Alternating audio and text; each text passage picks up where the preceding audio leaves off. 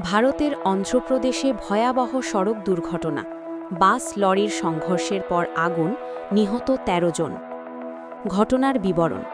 বৃহস্পতিবার ২৬ মার্চ ২০২৬ ভোররাতে অন্ধ্রপ্রদেশের মার্কাপুরম জেলায় একটি প্রাইভেট যাত্রীবাহী বাসের সঙ্গে একটি টিপার লরির মুখোমুখি সংঘর্ষ হয়।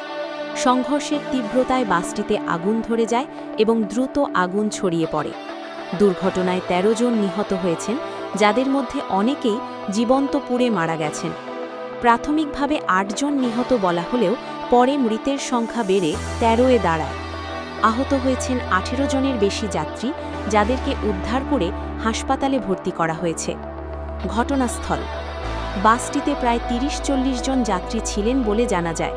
সংঘর্ষের পর বাসটি দাউ দাউ করে জ্বলে ওঠে এবং আশেপাশের লোকজন ও পুলিশ দ্রুত উদ্ধার অভিযান চালায়। তবে আগুনের তীব্রতার কারণে অনেক যাত্রী বের হতে পারেননি। প্রতিক্রিয়া। স্থানীয় পুলিশ ও প্রশাসন দ্রুত ঘটনাস্থলে পৌঁছে উদ্ধার কাজ চালায়। আহতদের চিকিৎসার জন্য হাসপাতালে পাঠানো হয়েছে।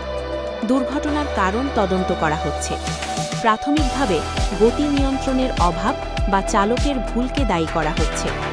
ভারতে সড়ক দুর্ঘটনা প্রায়ই ঘটে এবং এ ধরনের আগুন লাগার ঘটনায় মৃত্যুর সংখ্যা বেড়ে যায়। এই ঘটনায় গভীর শোক প্রকাশ করা হয়েছে এবং নিহতদের পরিবারের প্রতি সমবেদনা জানানো হয়েছে। আপডেট। মৃতের সংখ্যা আরও বাড়তে পারে বলে আশঙ্কা করা হচ্ছে, কারণ কয়েকজন আহতের অবস্থা আশঙ্কাজনক। তদন্ত চলছে।